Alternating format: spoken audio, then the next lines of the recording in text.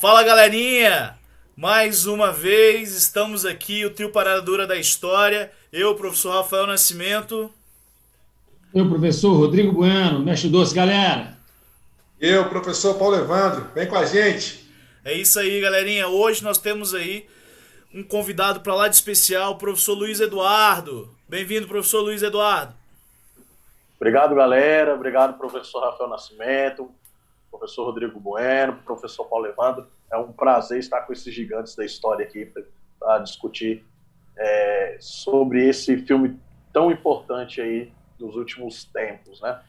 Exatamente, galerinha. E hoje o filme que nós vamos discutir é mais uma vez um filme turco, exatamente. Nós estamos aí vencendo as barreiras da legenda, né? Conhecendo um universo cinematográfico muito além da nossa bolha, né? E o nome do filme, a pedidos dos nossos amigos, dos nossos alunos, Milagre na Cela 7.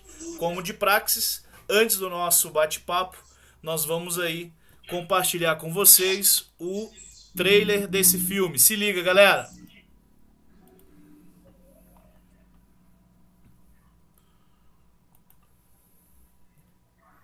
Deli deli kulakları kipili. Deli deli kulakları kipili. Nene, deli mi benim babam? O ne biçim laf kız? Ama öbür babalara hiç benzemiyor.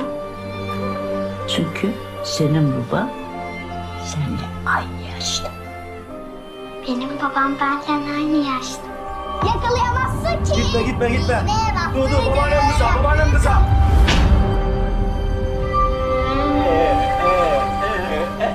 Torunum küçük bir kızı boğmuş gölde. Ben yapmam. O çocuk gibiydi. Onun dilinden bir tek ben anlarım. İbret alem için bunu dar ağacında boğacağım.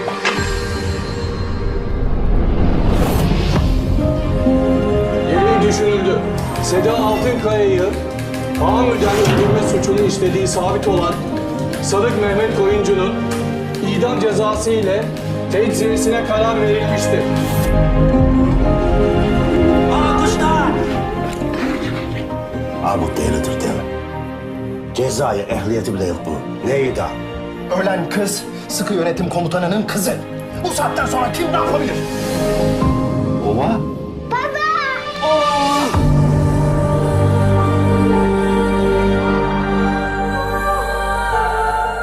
Baba idam. Hay ben böyle kader. İçine sıçayım lan. Hiçbir bir şey gelmez elden. İstemiyorum. Melek olmak istemiyorum. Sen cennete gidersen bana kim bakacak? Filmaço, hein, galera? Sem dúvida alguma, um filme marcante. Se no último nosso bate-papo nós falamos também de um milagre, Musizi, né, como nós vimos significa milagre em português, esse também aí apresenta alguns milagres, mas dessa vez o milagre é na cela 7, não é mesmo? É verdade, professor Rafael. E um filme que mistura aí uma série de sabores, né? Podemos dizer dessa maneira. Um filme que é extremamente simples na sua aparência, né? Um filme que se passa praticamente o tempo inteiro dentro de uma cela, né? Os primeiros momentos do filme traz aí um quê de drama, né? Extremamente forte, inclusive, com pegadas de bullying, entre outras coisas. Mas aí eu chamo até o professor Luiz para nos auxiliar. Professor, como é que esse filme ele se mostra, né, a partir aí desse cenário, né, principalmente voltado para um personagem que, mais uma vez, né, Rafa, né, professor Paulo, a gente discute um personagem com uma certa, como podemos dizer assim, né, deficiência intelectual, né, e de repente esse personagem se vê aí nessa história toda praticamente aí sendo envolvido numa cena extremamente pesada, professor. Como é que a gente pode explicar esse filme, professor, a partir do personagem Memo? Bom, queridos, novamente é um prazer estar aqui com vocês, discutir esse filme. Bom, professor Bueno, esse filme ele é uma produção turca, né? Na verdade, ele é um remake de uma comédia coreana mas que foi muito bem adaptada aí para o drama turco, né? E nós temos então o personagem Nemo. E o que eu percebo logo de interessante diante de tudo isso que você falou, diante de toda a questão do bullying que é exposta no filme, a questão da violência, e até também uma certa crítica a questões ditatoriais, o Meno, diante de toda essa situação, se apresenta então como o personagem que na verdade tende a vencer não apenas as dificuldades impostas pela sua deficiência, né, pela sua limitação física e intelectual, mas também tem que vencer uma sociedade que é extremamente preconceituosa, como acabou de passar aí no trailer, né, um monte de crianças cercando ele, e ao longo do filme, antes dele ser preso, ou algumas outras pessoas dizendo que ele era louco, dizendo que ele era maluco, né? E isso, então, mostra essa pegada do bullying em relação à pessoa do Nemo. Então, ele tem que vencer, além da sua dificuldade física e intelectual, vencer as dificuldades sociais que são impostas pela doença que ele tem, e depois disso tudo, enfrentar uma falsa acusação, né, de homicídio, da onde, do decorrer do filme, é mostrado que ele acaba sendo não inocentado, mas que ele era inocente ante a situação. Então, o filme em si, ele foge, como disse o Rafael no início do vídeo, ele foge de toda aquela bolha de concepção cinematográfica que nós temos, né? Aquela bolha hollywoodiana. Nós temos uma produção dramatúrgica bastante simples, mas com uma pegada bastante sofisticada, né? Então, o personagem de Meno, que na verdade o nome dele em turco é Hemet, e que tem a ver, né, seria uma transliteração, uma tradução, melhor dizendo, do nome Mohamed para o turco, né? Então, também acaba envolvendo uma certa questão religiosa também aí do Islã, dos muçulmanos e coisas do tipo, né? Então, o filme ele passa essa série de dificuldades que o personagem tem que enfrentar, né, sendo resiliente ante todas as dificuldades que são impostas a ele, né? Uma questão intelectual, uma deficiência intelectual que acaba transpassando isso na praxis social e acaba sendo ele injustiçado um pouco mais à frente, né? E ele tem que vencer todas essas dificuldades, não só ele, mas como a pequena família que ele tem ali, né? A avó dele e a própria filha, que é a Olga, né? Então, o filme trabalha bastante, né, essa pegada do... e as ovelhas dele, né? Que ele era pastor. Que tem até nomes, né? Então, o filme, isso. Então, o filme trabalha bastante nessa pegada traz essa reflexão. Na verdade, o filme traz a reflexão sobre o bullying, sobre as questões ditatoriais, sobre o preconceito social, coisas que nós devemos refletir, né, diante dos dias tão difíceis que nós estamos vivendo. Então, eu acho que esses são os pontos positivos que nós podemos tirar do personagem Meno diante de todo o desenrolar do filme. E aí eu acrescento aí também, né, a questão da desigualdade social ali, né, quando a gente tem, poxa, cara o tempo todo, sabe, daquela vidinha ali, a pequena família, como você já citou, Luiz, né, e a dificuldade, né, cara, dos mais humildes de ter acesso a alguma coisa, de ser tratado com dignidade, né? E outra coisa que eu notei muito, que assim, que eu fiquei profundamente emocionado vendo o filme, é esse amor, né, cara? O amor da filha, né, pelo pai, o amor dele pela filha, aquela cena que ela vira para a avó e fala assim: vó, por que meu pai é tão diferente dos outros pais, né? Ah, porque seu pai tem a mesma idade que você. Então, assim, essa coisa bem inocente do amor. E eu acho que a gente fica torcendo o tempo todo, né, para que as coisas deem certo para ele, para ela e tal, para todo mundo. E à medida que você vai assistindo o filme, você já começa a imaginar um monte de finais, um monte de desfechos ali. Então, realmente é um filme que a gente começa a rever mesmo, né? O que a gente tem feito, assim, né? Como a gente tem amado, como a gente tem se aproximado das pessoas ou não. Realmente é muito tocante, né? Essa coisa do Meno, né? Com a filha dela, com ele, da avó ali. Realmente é uma coisa muito impressionante, assim, muito legal. Eu acho que o diretor ele foi muito feliz, né, em fazer esse remake, assim, porque é esplêndido, simplesmente é esplêndido, né? Pegando um gancho aí, professor Paulo, É interessante como que essa ingenuidade do Memo, né, ela é colocada de uma forma sutil, justamente para também mostrar sua inocência no decorrer do filme. Então é interessante, por exemplo, quando a Ova, uma atuação brilhante, né, da Nisa Sofia aí, cara, que atuação brilhante da pequena atriz. Ela está escondida debaixo da mesa, ele fala, ele não consegue mentir, né? O diretor lá da prisão pergunta, sua filha está? Ele, tá aqui debaixo, né? É engraçado. Então, assim, por meio dessa ingenuidade, dessa certa caráter de inocência, né? a gente vê o caráter do personagem Memo. E ao mesmo tempo eu queria trazer aqui para discussão, eu acho que é o tema central, na minha visão, desse filme, né?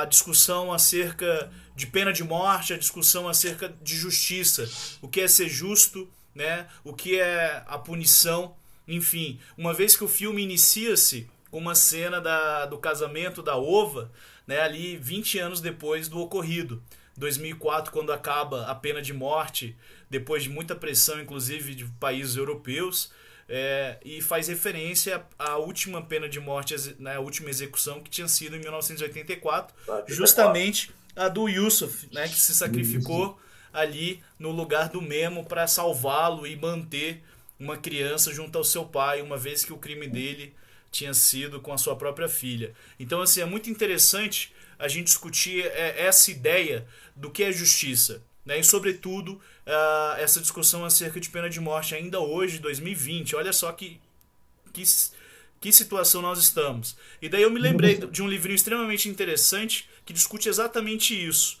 né? Victor Hugo, um dos clássicos da literatura universal, ele tem um livrinho que trata exatamente sobre essa discussão. França, no século XIX, ali se posicionando para o fim da pena de morte. Ainda era permitido, né? Então, só para a gente ver como que é um tema bastante discutido, não só no cinema, mas também na literatura. E daí é interessante a gente discutir essa punição tão cruel que é, de certa maneira, você desacreditar na humanidade, né? Sem falar de todo o caráter de injustiça. Sim. Então, aproveitar essa discussão acerca da pena de morte, acerca do que é justo, do que é injusto, para o professor, nosso convidado, o professor Luiz, abordar esse tema aí. O que você acha, professor?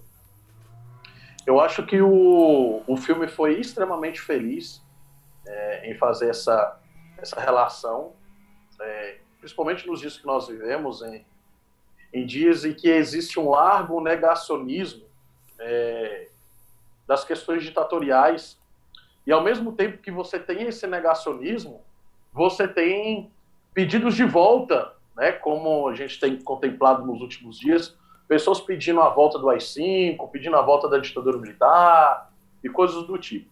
Eu acho que esse filme é uma bela oportunidade para que nós possamos refletir sobre o que é pena de morte e como ela contribui, se é que ela contribui, para questões de justiça, né? Nós sabemos que nós vivemos não só num país, como num continente como um todo, um continente extremamente injusto, onde os mais subalternos sempre estão mais vulneráveis dentro dessa pirâmide social da qual nós estamos incluídos dentro dela, e sabemos que os graus de injustiças cometidos, seja de forma jurídica ou até, às vezes, de maneira muito informal, eles acabam acontecendo porque isso é uma questão bastante estrutural dentro da nossa sociedade. Então, não compreender o real conceito de justiça, né? O real conceito de ser justo, o real conceito de ser moral, de ser ético, né? E o real conceito de você defender o direito do outro se expressar, defender a identidade do outro, defender as posições do outro, tem feito com que nós vivamos uma sociedade extremamente inerte, onde o conhecimento é negado em detrimento de um acúmulo de informações. Há uma fala muito interessante do Yuval Noah, no livro dele chamado Sapiens, onde ele diz que as informações têm tomado o lugar da ciência. E isso acaba, então, trazendo um certo ar de intelectualidade a pessoas que nunca estudaram, de fato, conceitos como esse que nós estamos tratando aqui. O que é pena de morte em países ditatoriais, por exemplo, né? O filme, como um todo, nós percebemos que ele critica a ditadura, né? Nós sabemos que a Turquia vive, assim como outros países da Ásia, né, e da África também, vivem em regimes ditatoriais, vivem em constantes guerras, né, e que a injustiça é um prato muito cotidiano para essas pessoas. Então o filme traz essa ideia, né, de que nós não devemos nos calar ante as injustiças praticadas. Então perceba como que o capitão do exército turco, como o diretor da prisão onde o Nemo está inserido, articulam toda a situação para livrar ele de uma condenação injusta, né? Eles compreenderam que o Nemo não tinha condições de ser o verdadeiro assassino da filha do general do exército turco, né? E então acabaram fazendo aquela substituição ali no momento do enforcamento, da execução, né? Então, de uma certa forma, eles tentaram praticar um ato de justiça dentro de um conceito mais informal, né? Porque dentro do conceito mais geral jurídico, o que o Estado turco queria era que alguém pagasse por aquele crime. Em nome da justiça, ele seria sacrificado, ou seja, uma injustiça aconteceria em nome da justiça. Olha só né, como é essa situação dentro de um Estado ali marcado por esse regime militar, onde a justiça é algo muito subjetiva, né? Quem está no poder dita o que é justo, o que é injusto. E aí nós podemos fazer até uma relação, eu sei que não, a gente pode discutir isso em outros momentos, mas do mesmo jeito que as pessoas fazem justiça baseando-se nas injustiças, há pessoas que cometem atrocidades em nome de Deus ou dos deuses. Então isso é para que nós possamos perceber como que a inércia tem tomado conta das pessoas, a falta de compaixão tem tomado conta das pessoas. Eu gosto muito de utilizar a raiz etimológica da palavra misericórdia. A palavra misericórdia, ela tem dois significados aglutinados dentro da sua raiz etimológica. Miseris, que é miséria, e córdia, que é coração. Então, misericórdia seria você colocar o coração na miséria do outro. E nós percebemos isso ao longo do filme, nas pessoas que vão se envolvendo ali na trama, não só o diretor, não só o comandante do exército, mas os próprios companheiros de cela ali do Meno, o próprio Yusuf, que é o rapaz que se dispõe a ser sacrificado no lugar dele. Então você vai percebendo que à medida que o filme vai se desenrolando e as pessoas ao redor dele vão compreendendo que ele é inocente, então surge a necessidade deles, de alguma forma, tentar reverter aquela situação. Então eles acabam colocando o seu coração na situação que o Meno estava passando ali, de dificuldade, de injustiça, né? Professor Luiz, será que é aí que está, então, o ponto máximo desse filme? Nessas colocações que muito bem feita por você, professor, será que é aí que está o milagre da Cela 7? Será que são nesses pontos tocados agora por ti, né, que os milagres aconteceram? Porque nós temos várias nuances ali de aparecimento desse próprio milagre, né? Eu acho, o professor Bueno, já cortando aqui antes de passar a palavra para o professor Luiz, que o milagre ocorre quando ela vai até a Cela 7, né, cara? Eu acho que quando a Ova vai à Cela 7 ali, eu acho que ali que ocorre o milagre ali, que ela começa a perguntar, agora começa de cada um. Cara, essa cena é fantástica, ela chega assim e vai lá. Né, Paulo? E essa árvore aí, né? Então, acho que é ali que ela toca ele também, assim, todo mundo, né? Ou milagres, no plural, né? Nós estamos falando de uma prisão, né, cara? Exatamente. Ali onde você, teoricamente, você tem todos os caras ali com crimes variados. E de repente, né, Paulo, como você colocou agora, ela chega ali tocando em cada um e falando qual é a sua doença e tal. Sensacional aquela parte, sensacional. E detalhe, né, cara, que é um filme que mexe com as nossas emoções do início ao fim, né? Você extremamente pensa assim, emocionante. Acabou a maldade, agora vai ficar legal. Já vem logo outra, né, cara? Então, assim, é um prepara o lenço, né, galera? Prepara o lenço. Dá pra gastar pelo menos uns papéis aí. Exatamente, professor. Luiz, então, afinal, qual é o milagre ou quais são os milagres para nós encerrarmos aí? Bom, eu quero citar dois. Eu percebo dois milagres dentro do filme. O primeiro deles já foi citado pelo professor Bueno, pelo professor Paulo, que é a questão da ova chegar dentro da cela e tocar, né, cada prisioneiro ali. E de alguma forma, e de uma forma especial, na verdade, ela acaba tocando o Yusuf. E é a partir daquele momento, então, que assim, eu vou inferir, né? Não sei se eu posso, mas eu vou inferir, que é quando o Yusuf decide, né, internamente, que ele poderia, então, ser o substituto dentro da execução lá, já destinada para o Meno, né? Então, esse é o primeiro grande milagre que eu percebo dentro da cela 7, né? Dentro do filme. Então, quando ela chega, toca todos os presidiários, em especial o Yusuf, né? E aí, então, a gente começa a perceber que a história ela vai se desenrolando de uma forma diferente, e é quando, justamente, tanto o diretor, quanto o comandante do exército turco, quanto os próprios companheiros de cela do Meno, começam, então, a colocar os seus corações, né, em tentar praticar algo justo para poder livrar ele daquela situação, né?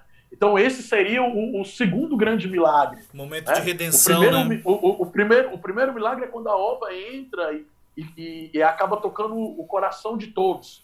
O segundo grande milagre é porque nós temos ali, como disse o professor Bueno, nós temos uma prisão. Então, nós temos ali uma série de pessoas que cometeram crimes de formas variadas, né? E pessoas, às vezes, que são céticas, né? Que são descrentes do mundo, descrentes da concepção de justiça. Então, ela consegue tocar todos eles de modo que eles, então, transpassem isso para suas ações e comecem, então, a planejar uma forma de tirar o Meno dessa situação. Então, você tem pessoas que são tocadas no alto escalão do Estado turco, que é um Estado autoritário, que é um Estado ditatorial, e pessoas que são tocadas dentro de uma cela, né? São criminosos que são tocados dentro de uma cela e que vão ajudar uma pessoa a se reencontrar com a filha que tanto ama, né?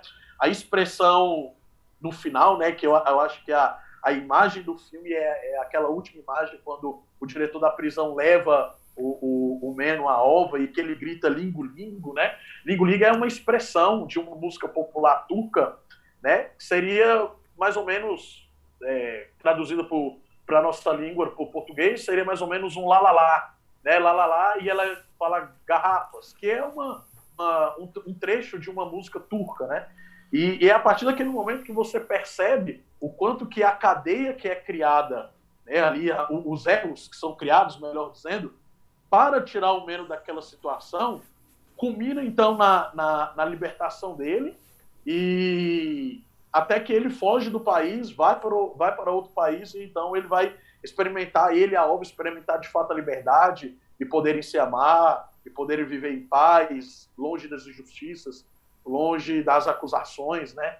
Longe, talvez, até que a gente pode dizer, de um mundo assim mais cruel, né? Que seria como é propagado dentro das questões mais ditatoriais dos países aí que vivem esse regime. Então, esses são os dois milagres. São os dois milagres que eu percebo, né? A ova, quando chega ali dentro do presídio e acaba tocando de forma mais específica o Yusuf, e todos os presos e os oficiais do alto Estado turco ajudando o Meno a sair dessa situação. Acredito que esses sejam aí os pontos principais do milagre na cela 7. Filme fantástico. Exatamente, galerinha. É um filme fantástico, é o top 10. Está ali entre os top 10 da Netflix. Quem ainda não viu, veja. Eu acho que vale muito a pena. É um filme que a gente vê que a justiça, né, embora seja uma discussão tremenda aí para horas e horas, ela humaniza. Exatamente. Mesmo numa prisão, a gente viu aí como que esse senso de justiça acabou humanizando, né, essa escória, né, como é muitas vezes vista. Então é um filme que vale muito a pena, né, e resta a nós acreditarmos em milagres que façam justiça, não é mesmo? Assim como o filme nos propõe. Não é mesmo, professores? Verdade, é verdade, Rafa. E aí, aproveitar esse momento para dizer, né, que é um filme que foi lançado aí na Coreia, né, em 2013, também tem uma versão, né, na Índia, tá? E tem também uma versão nas Filipinas, né? Então é um filme aí que já passou por alguns locais e agora pela Netflix, fazendo aí todo esse remake, né? Que é interessante, cara, essa leitura turca. E agradecer a participação de todos vocês, meus queridos. Sensacional este debate de vocês hoje, fantástico. Muito obrigado aí. Exatamente, galerinha. Mais uma vez, muito obrigado. Não esqueça de seguir a gente lá no Instagram, @Trio Parada Dura da História, e se inscreva no nosso canal, onde estaremos disponibilizando esse nosso bate-papo e vários outros. Beleza? Mais uma vez, professor Luiz, Dudu ou Sergião, né? Como todos conhecem você aí. Mais uma vez, muito obrigado. Um grande abraço, professor. Valeu, cara, galera. Obrigado a vocês. Muito obrigado. Valeu pela oportunidade de estar aqui debatendo com essas feras da história. É um prazer imenso. E o trabalho que vocês fazem é louvável. Louvável, vocês são demais. Valeu, professor Luiz. Valeu, Rafa, valeu, Bueno, valeu, Luiz. Tamo junto, galera. Valeu, tamo junto, galera. Sempre.